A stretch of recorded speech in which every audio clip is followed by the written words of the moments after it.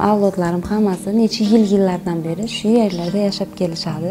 10 yildan beri shu xonadonda yashab kelaman. 2 nafar farzandim bor.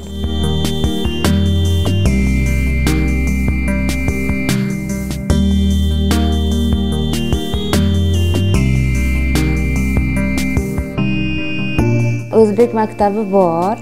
Sharoitlari juda ham yaxshi. Bolalar o'qishlari, hamma kitoblari, daftarlari yetarli, dars berishlari ham juda ham yaxshi.